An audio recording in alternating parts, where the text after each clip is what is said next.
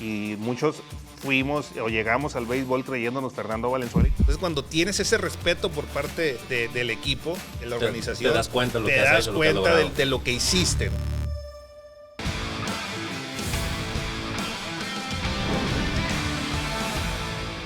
Hola, ¿cómo están, amigas y amigos? Un gusto y un placer saludarles. Bienvenidos a un episodio más de su podcast Aunque Arda. Y hoy con un invitado histórico, un hombre al que yo admiro mucho, aprecio mucho, ex compañero aquí en Televisión Azteca, histórico del béisbol, de los Sultanes de Monterrey, de la Liga Mexicana de Béisbol. Estamos hablando del señor Edgar Quintero. Mi Edgar, qué gusto. Señor, el gusto es mío, ya sabe, y un honor estar con ustedes el día de hoy aquí en el podcast.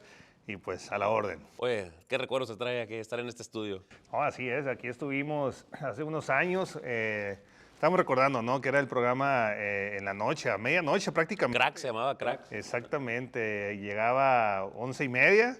La participación era entre 11:45 y las 12. Y pues bueno, ¿no? Estaba interesante, estaban buenos los recuerdos estos. Y estabas en ADN también, en las tardes. Exactamente, estaba en ADN también, fue donde se me da la oportunidad para poder ingresar a la televisión. Previo a eso estaba en radio y fue una etapa donde estuve combinando radio y televisión. Edgar, ¿cuántos años tienes en la ciudad de Monterrey viviendo? Yo llego a Monterrey, iba a decir a Sultanes, yo llego a Monterrey en febrero del 97. Del 97. En febrero del 97 es cuando yo llego. Directito de tu natal. Mazatlán, exactamente, de Mazatlán. Yo allá en Mazatlán terminé mi preparatoria, me había metido al primer año de universidad en la carrera de leyes allá en Mazatlán. No estaba tan convencido todavía de si había agarrado la carrera correcta. Me voy un año a Estados Unidos, regreso, todavía no estoy convencido. Y se da la oportunidad de llegar a Sultanes de Monterrey. Recibí la invitación por parte de ellos. Vengo en febrero. Dije, a ver qué es, que no quiero que me cuenten. Y de hecho mi madre me dijo, la escuela de ladrillo no se va a mover. Pero si tú quieres ir, yo no quiero que el día de mañana digas, por tu culpa tú no fuiste jugador profesional por mi culpa. Me dice. A lo mejor ya después de que te gradúes y quieres irte, a lo mejor ya se te va a pasar el tiempo. Me dice, ve, cala. Y ahí mismo te vas a desilusionar o te vas a decir esto es lo que yo quiero, ¿no? Yo llegué en el 97, en febrero del 97 a Monterrey. El equipo acababa de ser bicampeón 95-96. No había mucha oportunidad de jugar todos los días y dije, bueno, vamos a ver qué es lo que sucede, ¿no? Y dije, me voy a concentrarme, voy a hacer lo mío, dar el 100% y a los 2 meses llego al equipo grande. Y de ahí fue una temporada más, una temporada más, una temporada más y prácticamente fueron 20 temporadas. Mi última fue en el 2016 cuando me prestaron los últimos 3 meses de temporada con Zaraperos de Saltillo y desde finalizar la temporada en el 2017 ya opto por salirme de lo que viene siendo el béisbol profesional. Y me voy a ir un poco más hacia atrás en tu vida. ¿Por qué te gustó el béisbol? ¿Cómo fue tu romance con el rey de los deportes? Bueno, para empezar, nadie de mi familia jugaba béisbol, ¿ok? Yo fui el único hombre en la casa, el único nieto durante 18 años. Todas fueron mujeres. Entonces, no había nadie que jugara béisbol. Era un poco inquieto, según la historia me cuentan. Mi madre agarró un deporte por decir, ve a cansarte. Porque tenía mucha pila, ¿no? Según ella. Hiperactivo. Y exactamente, como pudo haber agarrado el fútbol, como pudo haber agarrado el básquetbol, fue el béisbol. ¿Por qué? No sé. Ella después me dice que desde niño yo agarraba un palo de escoba, como jugábamos antes, una pelota de tenis y así empezaba, ¿no? ¿Ni en la televisión seguías el béisbol? No, de hecho, en aquellos años, pues estamos hablando, yo nací en el 77. Todavía el cablevisión, fíjate, aquellos años, todavía el cablevisión como que no estaba tan instalado en aquellos años. Si tú querías ver un partido de béisbol, era con la parabólica, no sé si recuerdas. Claro, claro. El rico de la colonia o el rico de la cuadra tenía la parabólica. Y a subirse al techo, a estarle moviendo. Exactamente, a estarle moviendo. Por ejemplo, cuando lanzaba Fernando Valenzuela, pues ya era obligado que tenía que prestar su casa, ¿no? Para que todo el mundo fuera a ver el partido de béisbol lanzar a Fernando. Así era en aquellos años, a diferencia ahorita que con el celular tú lo puedes ver en cualquier lado. Y así es como yo llego a jugar béisbol ligas infantiles. Desde los 6 años fue donde yo llego al béisbol en la Liga Mazatlán. Allá en Mazatlán, le mando un saludo preciso a toda la Liga Mazatlán, a todos mis compadres allá. Y de ahí empecé a jugar selecciones municipales, estatales, nacionales, jugué mundiales, jugué panamericano y después de ahí es cuando ya me voy al béisbol profesional. Así es como llego yo al béisbol. ¿Quién te vio de Sultanes? Sultanes, el buscador se llama, le mando un saludo también, porque si no, ese sí se enoja conmigo, el señor Leo Figueroa, que es el culpable de que yo ande aquí, uno de los culpables que yo haya llegado a Sultanes de Monterrey. Él siguió mi trayectoria desde ligas infantiles, me invita a firmar para Sultanes a los 16 años, yo todavía menor de edad. Tuvo que firmar mi mamá, como menor de edad tuvo que firmar ella. Y a los 18 años, cuando ya vengo a los 19 con Sultanes de Monterrey, ya tuve que firmar yo de nueva cuenta, ¿no? Más que nada como que te protegen, ¿no? Claro. Había tenido ofertas para firmar de otras organizaciones, pero en mi casa nunca fue opción, es más, ni siquiera estaba en la mesa. Si yo quería irme de la casa a jugar béisbol profesional, yo tenía que tener primero el título de la prepa o el certificado de prepa, mejor dicho, en la mesa, ¿no? Ya terminaste tu preparatoria, ahora sí, puedes irte.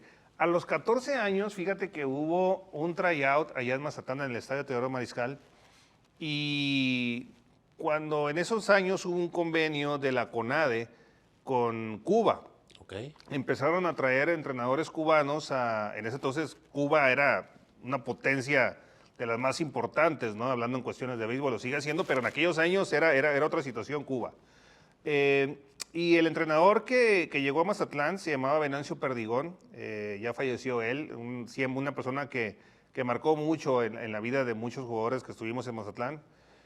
Él me dijo, agarraba la selección de Mazatlán, o los mejores jugadores de Mazatlán, y los entrenaba él todos los días.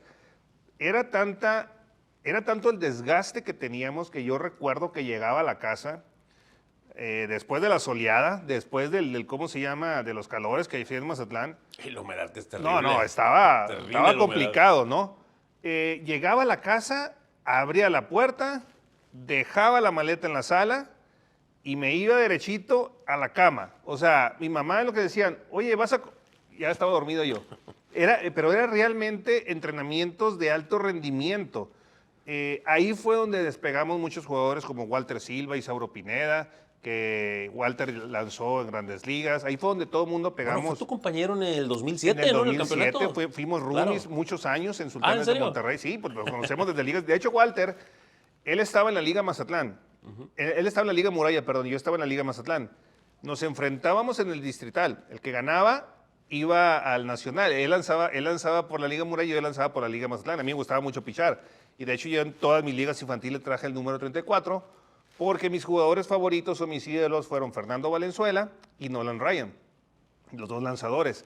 Pero cuando a mí me firma Sultanes de Monterrey... Ya van 2 veces que menciona a Fernando Valenzuela y ahorita voy a hacer un no, paréntesis en eso. Porque el señor... Muchos seguimos los pasos de Fernando. Porque el señor, digo, como buen beisbolista sabes que Fernando, que en paz descanse, Dodger de corazón de toda la vida.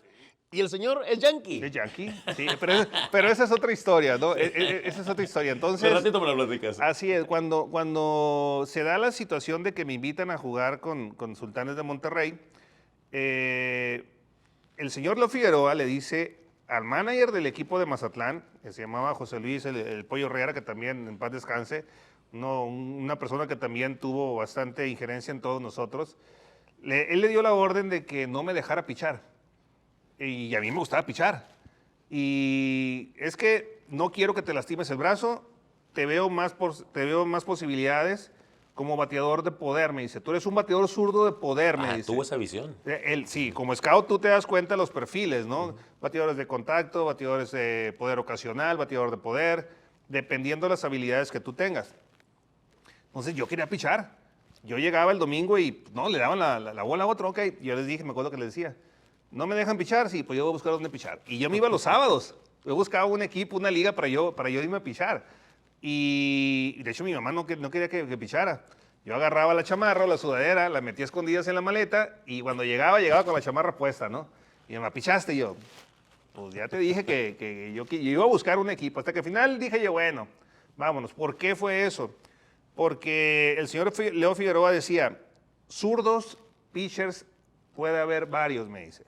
Pero bateadores de poder zurdos Ok. No hay tantos, me dice, y tú tienes ese poder, me dice. No, o sea, no porque yo te firme, me dice, pero si yo te comparo con otros jugadores de tu generación, el poder tuyo está arriba de ellos. Yo voy a aprovechar eso, me dice. Entonces, por eso fue que me firmaron como jardinero, ¿no? Aunque a mí me gustara. De hecho, fui a un mundial a Canadá y iba como utility de la selección. Yo iba como lanzador y iba como bateador. Que en aquellos años, o haces una cosa o haces otra. No es como ahorita, que la inteligencia artificial sacó Tani, lo imprimió en 3D y es un fenómeno, ¿no? Pero tuvieron que pasar 100 años para que llegara alguien así. Desde Baby. Desde Baby Ruth, Desde Baby Ruth. exactamente. Totalmente. Oye, Bambino, a ver, nada más para que aclarar esa situación. ¿Por qué Yankee? O sea, creciste con Fernando. A ver, de esos Dodgers creciste con Ron Cey, con el señorito Garvey, Mike Scioscia. con Mike Scioscia, con Steve Sax, Marshall, con Pedro Steve Sax. Guerrero, Dennis Eckersley. No, de No, Orel Él Hershiser. estaba en los- Orel Hershiser. Que él fue el campeón en contra de los Atléticos de Oakland. Que Exactamente. Oakland tenía un equipazo con... Ahí estaba Dave Parker, estaba Walter Weiss, si mal no estoy, estaba Mark ¿Canseco? McGuire, estaba José Canseco, Ricky Henderson. Ricky Henderson, velocísimo. Sí, Y exactamente. los agarró Jorge Scheicher. Y también estaba otro Tim Belcher. Tim Belcher Otro pitcher. también, exactamente. Y aplacaron a los Atléticos de Oakland en esa Sí. ocasión. Pero tú creciste con todos esos Dodgers y resulta que te me haces Yankee. Mira, los Dodgers, antes de Fernando Valenzuela, sí eran un equipo protagonista, pero después de lo que llegó la Fernandomanía, fue un movimiento que cambió totalmente lo que viene siendo los Dodgers en México. Todo el país se hizo aficionado a los Dodgers a partir de que Fernando llegó. Y muchos fuimos o llegamos al béisbol creyéndonos Fernando Valenzuela y tan así de que toda mi generación o todo mi paso por ligas infantiles fui el número 34. De eso en Sultanes de Monterrey fue uno de los números que yo utilicé, el número 34. Cuando me voy a Estados Unidos, regreso y ya lo había agarrado Gaudencio Aguirre, el número 34. Y me dice, Bambi, me dice, pues este número es de pitcher, agarra otro. Y, no entrar ahí en dilemas con Gaudencio. Otro jugador que fue mi ídolo cuando yo llegué a Monterrey fue Ever Magallanes. Okay. Y él tenía el 8 y el 11, ya no estaba Ever en el equipo. Y cuando yo regreso a Estados Unidos, Daniel Fornés tiene el número 11, me quedaba el 8, y por eso fue que yo continué con el número 8. Pero si yo no hubiera ido a Estados Unidos, yo hubiera seguido con el 34 toda la carrera con Sultanes de Monterrey. Ahora, ¿por qué Yankee? Fernando Valenzuela, te digo, siempre va a ser el referente del béisbol mexicano en Grandes Ligas, y la historia se va a contar por sí sola, ¿no? Es el jugador que todavía sigue generando para los Dodgers de Los Ángeles, para Grandes Ligas, que tuve el gusto de poder saludarlo, a tu ídolo, pude el gusto de haber jugado en contra de él, de yo verlo en una parabólica el día de mañana.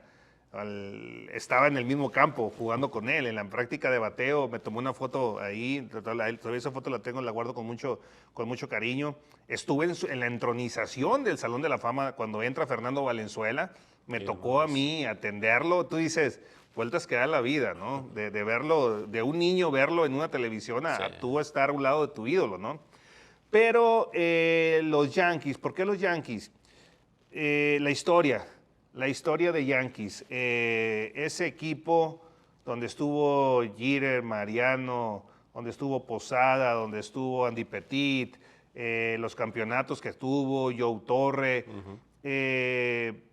vas un poco más atrás, Yogi Berra, Joe DiMaggio, Mickey Mantle, está Baby Ruth. Para mí, Ohtani es el mejor, pero yo le tengo un lugar muy especial a lo que fue y significó Baby Ruth. De hecho, hay una de mis películas favoritas que tú me dices, ¿qué película ves ahorita? Y la vuelves a ver mañana y la vuelves a ver, la de Baby Ruth, precisamente. No, y todo lo que generó, ¿no? Me encanta, sí, ¿no? La historia con ese traspaso de las Medias Rojas a Yankees, La maldición del Bambino. Claro, sí. La historia de Yankees, la historia de esos jugadores, fueron lo que yo creo llegó en mí un sentido de pertenencia. Nunca he ido al Yankee Stadium. Una de las cosas que me faltaron por hacer fue haber ido al Yankee Stadium, al viejo Yankee Stadium. Pero como jugador ves otro panorama, reconoces a jugadores líderes, a jugadores a seguir, a trayectorias, y la historia de Yankees fue lo que a mí me hizo Yankee tóxico. Te enamoró. Sí, me enamoró. Soy Yankee tóxico. Yo llego está el año pasado cuando Cuando perdieron con ese elevado de Aaron Judge y que después viene la rola que no cubrió Gary Cole con Rizzo, salieron volando cojines, osos y todo. Mi niña tiene un oso grande de peluche, pero grande. El oso tiene una camisola de Yankees, tiene su gorra de Yankees, estamos viendo el juego en la sala, estoy yo, está mi niña y está el oso por un lado. O sea, y me he tomado muchas fotos con eso, ¿no? O sea, realmente me apasiona mucho la historia de Yankees. Hay un viaje pendiente para Nueva York, creo que va a ser el año que entra, mi niña cumple 15 años. Y Bien. parte de lo que yo le dije, bueno, yo te voy a regalar un viaje. Vamos a ir al Yankee Stadium, le dije yo. De casualidad, ¿verdad? Pero ella también es Yankee, o sea, 100%. Entonces me dice una amiga, oye, me dice, los 15 años son de ella. Yo, si no sabes de 15 años no opines, le digo. Entonces, de otro día le pregunté y dije, bueno, está bien, pues, ¿quieres un viaje, no sé, a Disney ahora que abrieron las nuevas atracciones allá? ¿O quieres, no, papá? Y dice, yo quiero un viaje a Yankee Stadium. Esa es mi hija. Esa es mi hija, dije yo. Vamos bien como padres, dije yo. Oh, qué padre. Ahora sí que qué padre tan padre, ¿no? Oye, Edgar, ahora me voy a ir un poquito más hacia adelante. 2006. Tenían un trabuco los Sultanes de Monterrey. Era un equipazo. Eran favoritos para ganar la serie final en contra de los Leones de Yucatán. Ganan el primer partido de la serie y después de eso, ¿qué rayos le pasó a Sultanes? Nos despedazó Leones. En 4 nos echaron. Así es. Mira, en el 2006 habíamos roto récord de juegos ganados en forma consecutiva. De hecho, ahorita hay una exhibición afuera del estadio de béisbol Monterrey, donde yo presté para exhibición ese trofeo, vamos a decirlo. Fueron 20 juegos ganados en forma consecutiva. Habíamos roto perdón, ese fue el 98, en el 2006. El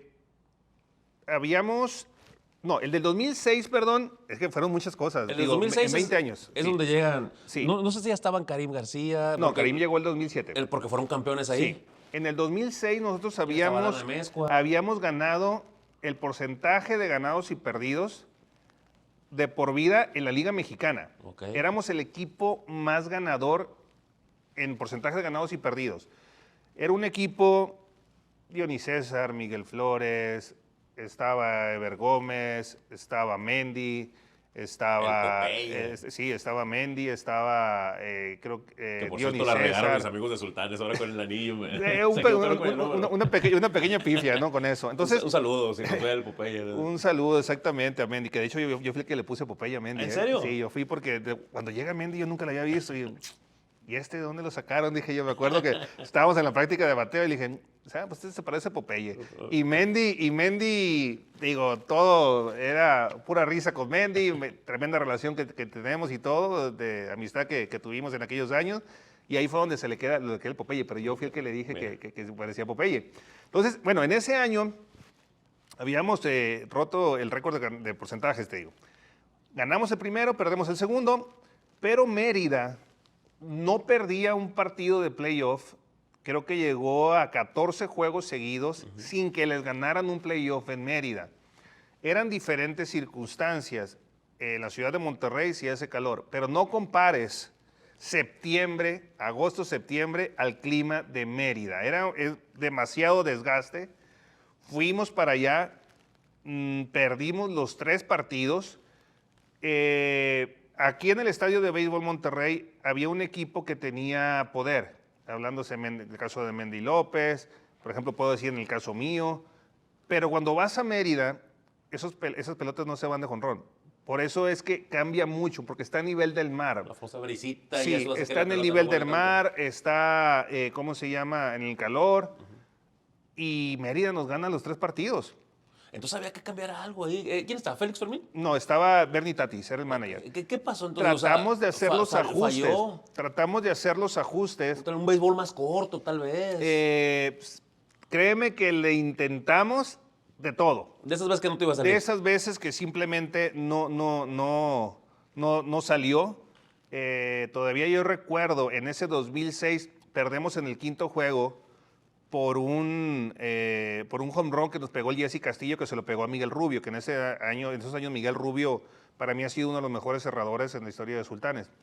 Previo a eso, había casa llena, si mal no estoy, Yo estaba jugando el jardín izquierdo, era en la 9ª entrada. Viene a batir a Pedro Castellanos con 2 outs. Pega una línea que va entre el jardín izquierdo y el jardín central. Si esa pelota caía, ellos eran campeones. Yo recuerdo que corrí. La pelota, nunca le perdí la vista. Cuando la pelota iba a caer, yo me lanzo. Dije, aquí es esto. Si esa pelota se cae, aquí se acabó. La alcancé a agarrar. Ya la gente estaba parada prácticamente. Hago la atrapada.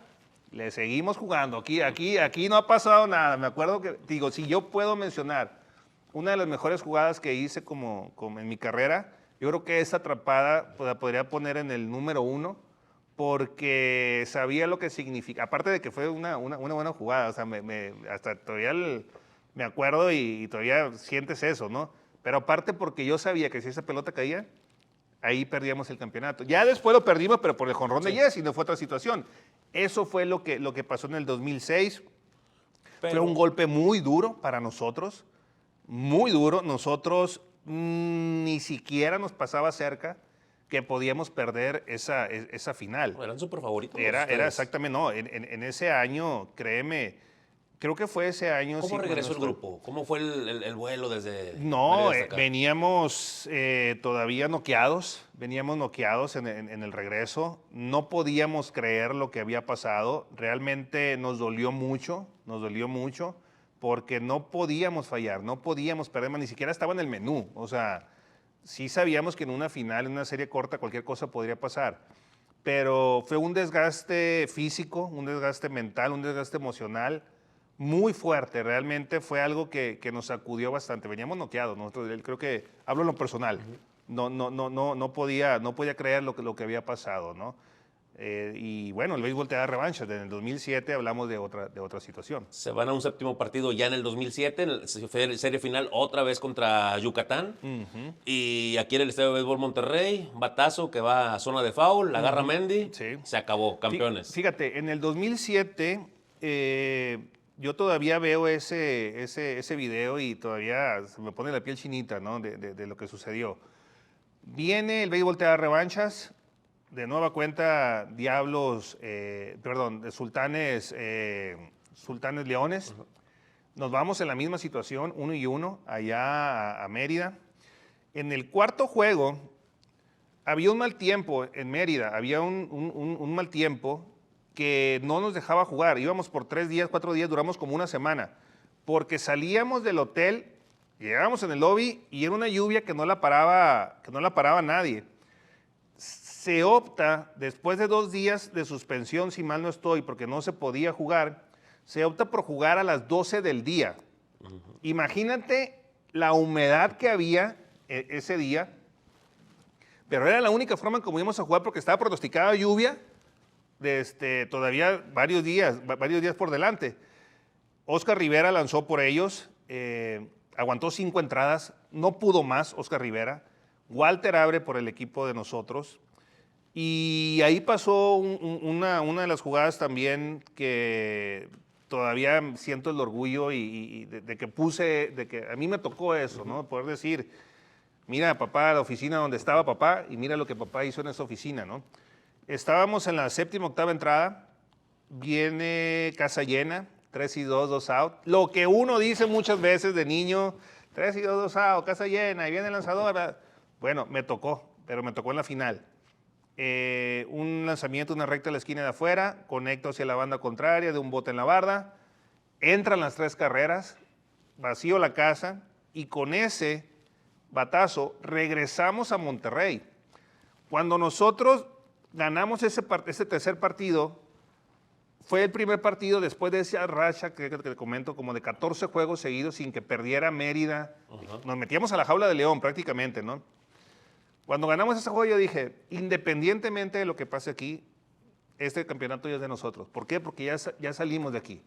Ojalá lo terminemos aquí, pero si no, esto es de nosotros ya, por lo que acabamos de hacer ahorita. Todavía hay una fotografía ahí después en la conferencia de prensa, sale Bernie Tatis, sale Walter y salgo yo, rojos estábamos, me acuerdo, de la humedad que había, ¿no? Perdemos el primero, segundo, tercero, perdemos el cuarto y el quinto juego. Si no hubiéramos ganado ese, misma historia hubiera pasado. Regresamos a Monterrey para el sexto partido, en desventaja 3-2 en la serie. Ganamos el sexto juego. Bueno, llegó el séptimo a matar o morir, no había de otra. Antes de salir al terreno de juego, nos junta Benji Hill. Estábamos todos alrededor. Hay una fotografía de ese momento donde nos dice, señores, estamos a un triunfo, esto es de nosotros, estamos en nuestra casa y nadie va a venir a quitarnos lo que es nuestro. Ante 27,000 aficionados. 32,000. ¿32? Ahí va esa otra historia, ¿no? Entonces salimos bien motivados, uno de los juegos dignos de una final. Llegamos a la novena entrada ganando 2-0 en la novena entrada. Íbamos a un strike del, ¿cómo se llama?, del campeonato. Viene Quincy Foster y pega cuadrangular, 2-1. Teníamos la orden de parte de los coaches en los jardines de estar pegados prácticamente en la barda, tratando de evitar un extra base. Era la capacidad del estadio 27,000 gentes, ajá, había 32,000 personas. Yo recuerdo estar en el jardín izquierdo, si tú ves, por ejemplo, el estadio, lo veías las gradas, ves las escaleras, no veías escaleras, no había escaleras, yo no sé dónde metieron tanta gente. Yo no pude entrar, me quedé por la avenida Manuel L. Barragán, en el carro con mi familia, cerca del jardín, del jardín que viene siendo el derecho. Sí. Pero sí, era increíble. Era increíble. Si mal no estoy, creo que ese ha sido el récord de entradas para un partido de béisbol en el Estadio de Béisbol Monterrey. Al final viene Osvaldo Monejón, que se había perdido la serie por una lesión. Viene, cuando le veo el swing a Monejón, veo que levanta la pelota, la falló. Esa pelota no la falla y le hubiera caído muy probablemente en el Parque Niños Héroes, ¿no? Acá atrás. Afortunadamente ¿Era una recta? No, era una recta de Máximo de la Rosa. El swing lo hizo para empatar el partido. Pela la pelota, como decimos en el béisbol. Ajá.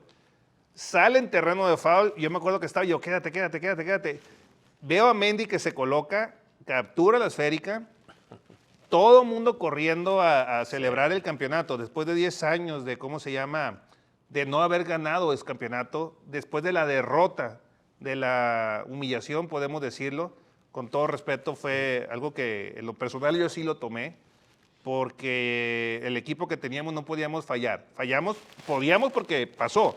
No debíamos de haber fallado en el 2006, con todo respeto, ¿no? Reconoces cuando alguien juega mejor que tú, y en ese año ellos jugaron mejor que nosotros. Pero traíamos eso todavía el 2006. Soltamos eso al momento en que se da el campeonato.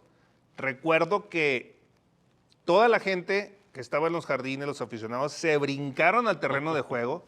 Nosotros, en lo que yo llegué a la loma, estábamos celebrando, sale la imagen del perro sultán celebrando, todo el mundo ahí.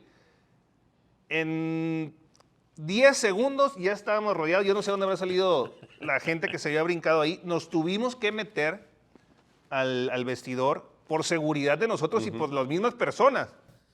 Después salimos, celebramos con ellos. Yo recuerdo que me quité los spikes y me subí a las gradas atrás de home. Había ahí unos compadres que salí a celebrar con ellos, con los aficionados, con mis amigos. Y ahí, créeme que fue algo, nunca me había tocado ser campeón. Cuando se da eso, muchas veces tú escuchas la canción de We Are the Champions. No la escuché. De todo lo que yo estaba viviendo en ese momento. No lo escuché, no lo recuerdo. No, fue cuando, ¿cómo se llama? Cuando ya quedamos campeón, ya un poquito más frío, dije yo, ok, eso se siente ser campeón. O sea, y piensas, no desde que llegaste a Monterrey, desde que estaba en ligas infantiles, tú dices, ¿sabes qué? Valió la pena esto. Claro. Es una experiencia que como aficionados lo vives y amas a tu equipo y vas y lo apoyas. Pero como jugador, solo tú sabes qué te costó. Sí, por supuesto. Solo tú sabes qué dejaste ir, qué sacrificaste. Para que se den una idea, por ejemplo, en mi caso personal, te olvidas de cumpleaños, te olvidas de Navidades, Años Nuevos, porque esa es la carrera de un jugador profesional. En lo personal, yo cumplo el 9 de agosto. El 9 de agosto se hacen playoff. Entonces, a mí no me gusta celebrar mi cumpleaños, porque no me gusta celebrar mi cumpleaños. Ahí dicen que a los hombres no les gusta celebrar. Bueno, a mí no me gusta, yo soy uno de ellos, a mí no me gusta celebrar mi cumpleaños. Pero, pues querían celebrarme. Entonces, en el playoff, yo no sabía dónde estar. Además, no sabía ni siquiera dónde iba a estar. Cuando estamos en esta grabación faltan 3 días, ¿verdad? 3 días para el 9 de agosto. Lo repitió mucho, como que quiere... como que quiere que lo celebremos. Talla Yankee, talla Mazinger Z, Chicago Bulls, Michael Jordan, talla Yankee, ¿no? Ok. Entonces, como no sabía, esos eran playoff. El estrés, la concentración, yo estaba en esto era mi trabajo. Y decías ahorita Navidad y Año Nuevo, jugaban mucho en la invernal también. Sí, o sea, muchas veces Navidad tenías que estar en Mexicali a lo mejor y no podías regresar por ejemplo, a Mazatlán, vamos a decirlo, no te daban los tiempos, ¿no? Entonces se optó porque mi cumpleaños me lo celebraran el 9 de febrero. Porque en febrero no había temporada y yo iba a andar de humor, iba a estar tranquilo. O sea, de las cosas que son los sacrificios que nosotros como jugadores hicimos, lógicamente. Hay de jugadores a jugadores. Hay jugadores, quieres tener una carrera importante, hay sacrificios que van a hacer. Todo tiene un costo, todo tiene un precio. Nadie va a venir y te lo va a regalar. ¿Quieres realmente ser un jugador importante? Ese es el precio que tú tienes que pagar muchas veces. Totalmente. Entonces, cuando quedamos campeones, te digo, ahí fue donde yo dije, ok, valió la pena todo eso, ¿no? Que hemos pasado. Oye, qué valiosos recuerdos los que estás compartiendo, la verdad, Edgar. Ahora, yo quisiera preguntarte de cuando sales de Sultanes, te vas a Saltillo, ¿cómo fue ese momento? ¿Te dolió? Y no porque te hayan hecho mal o algo, no lo sé, sino por el hecho de pues, toda tu carrera la habías hecho con Sultanes. Mira, cuando en esos años, la guerra civil, la guerra del norte, vamos a decirlo, Saltillo, Monterrey, ¿no? Era muy intenso. Había veces que el autobús de Sultanes llegaba hasta Ramos Arizpe y ahí nos prestaban el autobús de Saltillo para poder nosotros llegar al estadio. Al Francisco y Madero. Al Francisco y Madero. La afición era muy... Ambas aficiones. ¿Desde épocas de Chino Ley? De épocas de Chino Ley. Cuando venían de allá para acá, recuerdo afuera del estadio de béisbol Monterrey, granaderas a todo lo que da, porque era muy intenso. O sea, era muy intensa esa serie. Imposible que se diera un cambio directo entre Sultanes y Zaraperos. En el 2016 viene la nueva, entendemos que tiene que haber un cambio generacional. Viene y les dan quieren darle las oportunidades a la nueva generación, vamos a decirlo. Y en el caso mío, ya habían decidido que les iban a dar la oportunidad a ellos de empezar, vamos a ponerlo de esa forma. Se da al primer mes de temporada, me da la opción, me habla Roberto Magdaleno y me dice, Edgar, no estás jugando todos los días. Hay dos opciones. Una, mandarte al sur o dejarte cerca de la casa aquí en Saltillo, me dice. Toma la decisión, me dice. Y dije, bueno, pues mi decisión es no querer salir. Pero si vas a querer mandarme a algún lado, déjame cerca de la casa. En ese entonces yo estaba estudiando la maestría en administración de empresas. Entonces me daba la oportunidad de poder regresar. De hecho, yo en Saltillo yo no me quedaba a dormir allá. Se terminaba el juego y yo regresaba a Monterrey por la misma cercanía. Porque hacía menos tiempo del estadio a la casa que lo que hace muchas veces en el tráfico de aquí de Monterrey, del centro a la casa. Sí. Entonces dice, estás cerca, estoy cerca de la familia, estoy cerca de mis hijos, puedo estudiar. Le digo, pues déjame aquí. O sea, si vas a hacer un movimiento, pues hazlo acá, ¿no? Ahí fue el primer movimiento que se hizo y creo que fue consideración mía por parte de Roberto, ¿no? Llego a ¿cómo se llama? Fíjate, esta anécdota está buena.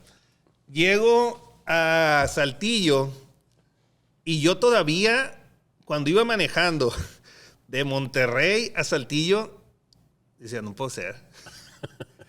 No puede ser. Decía yo, voy a Saltillo, pero éramos rivales, sí, así. Y una de las cosas que yo siempre hice, A la prensa siempre la traté muy bien. Siempre, ¿por qué? Porque en la mañana iban a la Olimpiada, en la tarde iban a otro lado, se estaban esperando en la noche, a veces algunas palabras para poder irse a descansar a sus casas. Yo decía, oigan, ¿no tienen vida ustedes o qué? Me decía, no, es que andamos desde la mañana. Si yo tenía la oportunidad de darte 3 palabras para que tú te fueras a descansar, con mucho gusto lo hacía. Porque yo, como les digo, ¿no? Hay muchas divas en el equipo que no quieren que ni siquiera los molestes. Compadre, dale la mano a este hombre para que se vaya a descansar a su casa. Siempre con la prensa fui muy atento. Esa fue una de las cosas que siempre procuré. Y la otra con los aficionados, siempre fui muy respetuoso. Siempre fue muy parte de ser jugador profesional, lógicamente. El autógrafo, la foto. El autógrafo, la atención, pero no escuchar a ofensa. No, tú estás en lo tuyo, compadre. Y un jugador siempre la va a llevar de perder. ¿Me explico? Siempre la va a llevar de perder un jugador. Entonces, tienes que ser profesional también en eso. Tienes que entender que hay personas a lo mejor que ya pueden traer una cerveza de más. Hace poco me sucedió algo en el estadio de béisbol. ¿Sí? No voy a decir con qué jugador, pero subí el video en donde se ganchó con unos aficionados aquí en Sultanes, No, compadre. Oye, la esposa me reclamó por no. Instagram, la esposa. No, tú tienes No, tienes que ser más inteligente. Como jugador tienes que ser más inteligente. Una, evitar situaciones y no caer en provocaciones. Porque como jugador siempre la vas a llevar de perder. Además de que es respeto. ¿Ok? Y además de que no sabes a quién le estás hablando. Claro. Esa es otra situación, ¿no? Total, llego a Saltillo, la afición me recibe muy bien. De hecho, Noé Muñoz era el manager, me dice, pues qué bueno, que ahora estás de este lado del dogado. Noé Muñoz era el manager. Como rival, ¿no? Jugamos como rival, sí. Exactamente, pero siempre hubo el respeto. Jugador franquicia con jugador franquicia, siempre hubo el respeto ese con Noé. Y me dijo, qué bueno que ahora estás de este lado, me dice. Vengo y me faltaban 10 jonrones para los 250 y 11 hits para los 1500. No los pude conectar aquí en Monterrey. Vamos al sur. Empecé a dar los hits y todo eso. Y era un domingo. Y Miguel Peña, creo que era el lanzador de Veracruz, nunca le había pegado ningún hit a él. Y me faltaban 3 para llegar a los 1500. Vengo en el primer turno, hit. Me faltaban 2. Yo estaba como bateador designado. Vengo al siguiente turno, hit. Llego al dugout y empieza a sonar el teléfono. Y pues ya lo contesto, ¿no? Eran primos, eran amigos, eran aficionados que estaban siguiendo el partido y que me dijeron, salte del juego ahorita, me dice. Di que estás enfermo, di que te lastimaste, di que... Y yo, ¿por qué? Le digo, porque el martes, regresando, jugábamos contra Sultanes. Y me dijeron... Querían que se lo hicieras de Sultanes. Quiero que se los pegues a ellos. Y yo, no va a pasar. Eso no va a pasar. O sea, yo estoy jugando con, ¿cómo se llama? Con Saltillo. Y yo tengo que tener el respeto a la camisola. Entonces, no, pues dije, además, ¿qué probabilidad hay de que ya le pegue el otro hit a Miguel, no? Y viene, pues le pego el hit. Y con ese llego al hit 1500 en mi carrera.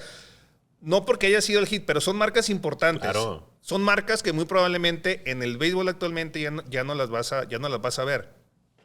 Por la cantidad de rol de juegos, por la cantidad de extranjeros, por lo que ha cambiado el béisbol. Entonces, regresamos a Saltillo. Y pues sí, la verdad, muy extraño me sentí enfrentar a Sultanes. Habían sido 19 temporadas, 20 temporadas, 20 inauguraciones prácticamente.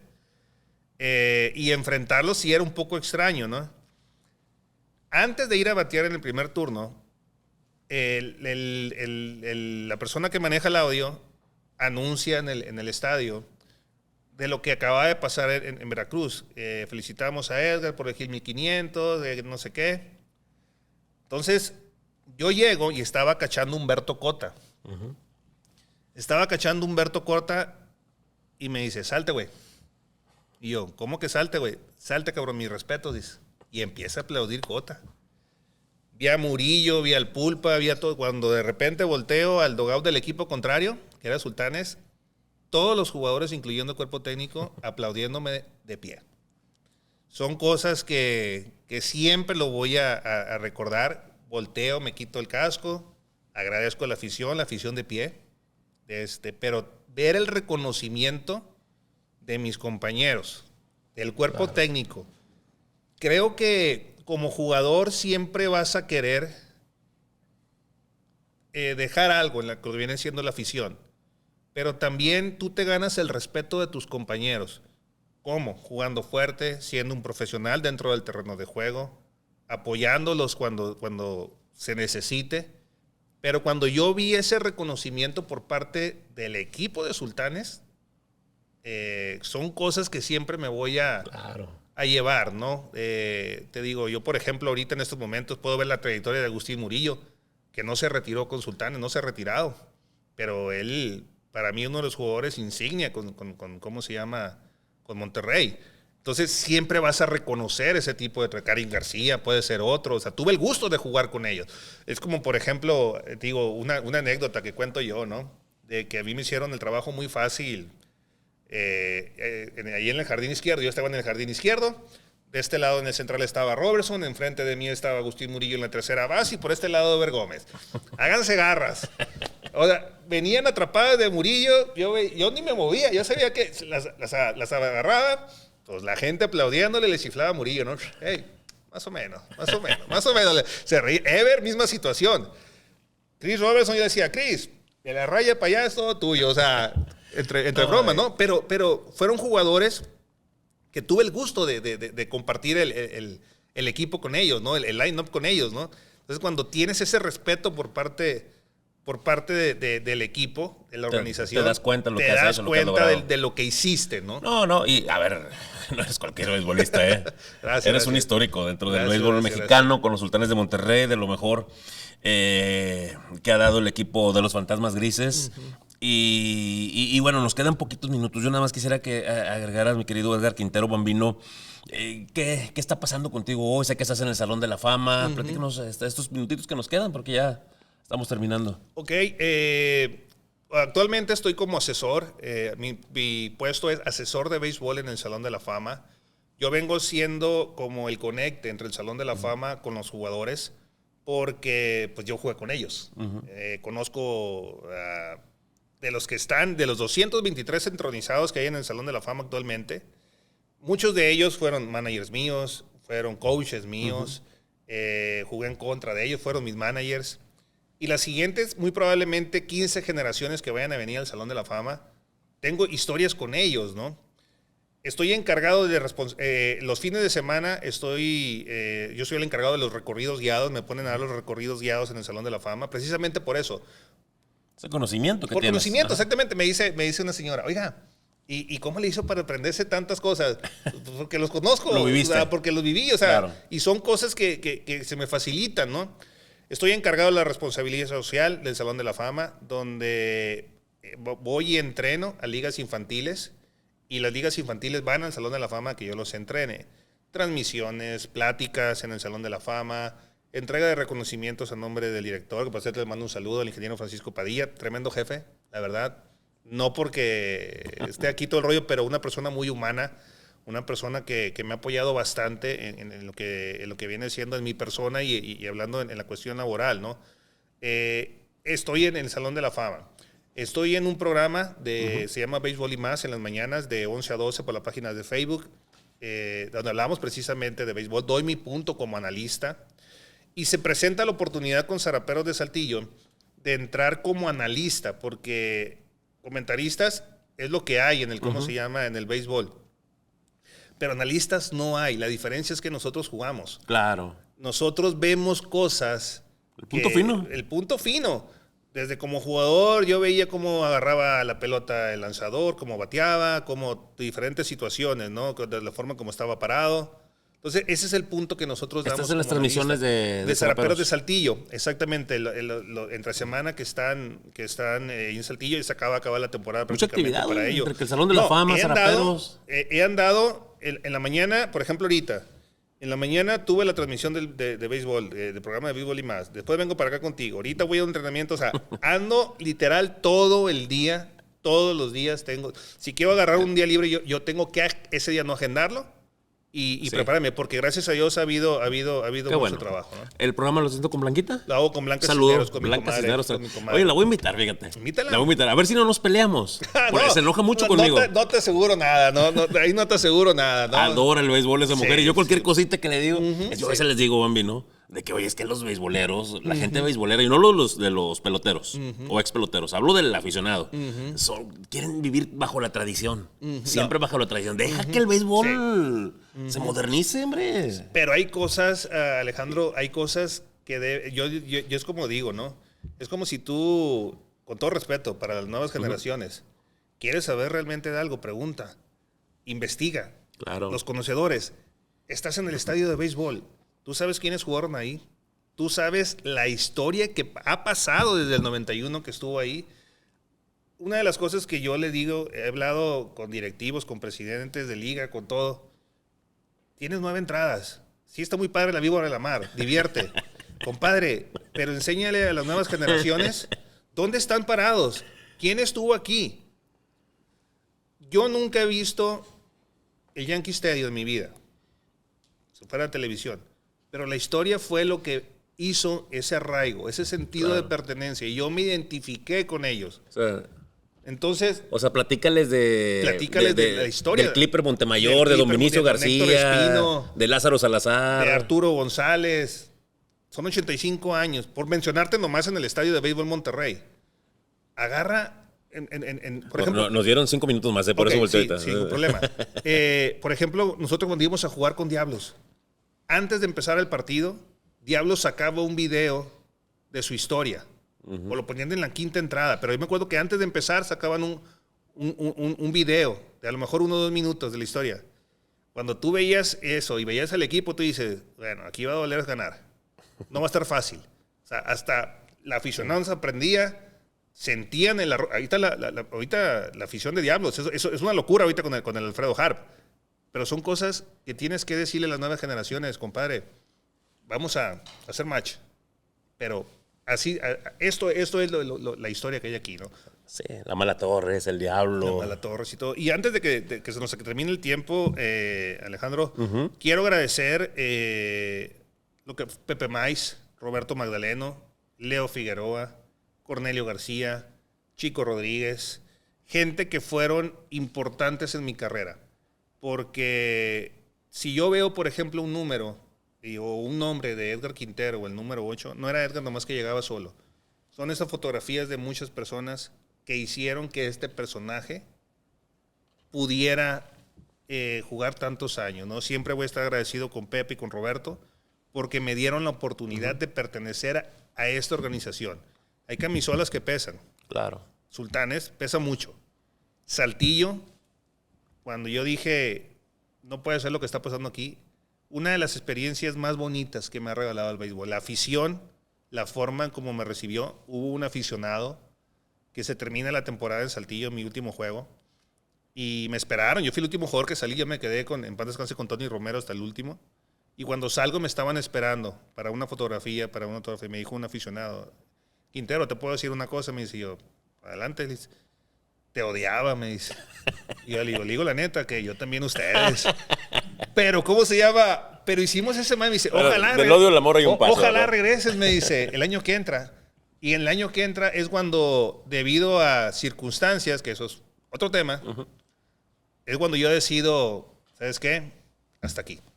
Ya puedo poner mi cabeza tranquila en una almohada, puedo estar tranquilo conmigo mismo, satisfecho. Y el día de mañana decirle a mis hijos, no, mira, Claro. ellos se están dando cuenta, ¿no? Ya se están dando cuenta totalmente. Ya están un poquito más grandes de quién fue papá y dónde era la oficina de papá, ¿no? Por último, Edgar, te voy a mencionar una serie de nombres, pero tienes que responder en una palabra, 2 a lo mucho, Ok. de lo que significa para ti. ¿Ok? ¿Estamos? ¿Ok? Primero que nada, el manager que más marcó tu carrera. Manager que más marcó mi carrera. Uf. Uno. Hubo varios. Uno. Félix Fermín. Félix Fermín. Ok. Sultanes de Monterrey. Media vida. Don Pepe Maiz. Una persona, mucha admiración y respeto. Zaraperos de Saltillo. Agradecimiento. agradecimiento y un gran rival. Yankees de Nueva York. Uf. Yankees de Nueva York. Una pasión que traigo por ese equipo, ¿no? Tu mejor amigo en los vestidores, en los dugout. Mi mejor amigo, tuve... Uno. Seguramente son muchos por cómo eres. Ok, Walter Silva, puedo decir. Walter Silva. Ok. Y por último, ya la última pregunta ahora sí. ¿Por qué era tan pelonero Dan Amezcua? Ese peleaba con la sombra, él. No sé, así era. Ahora era taquillero, ¿eh? Hacía No, que la sí, gente fuera al estadio a verlo pelear. Sí, no. Así era el temple de él, ¿eh? Así era el temple de él. ¿Así eran acá adentro también? Sí, en todos lados. Personajazo. Sí, la verdad que sí. Digo, uno de los jugadores que le dio mucho también, ¿no? A la carrera de Sultanes de Monterrey. ¿Fue campeón ¿no? contigo en el 2007? Sí, en el 2007 era el receptor él, de hecho. Claro.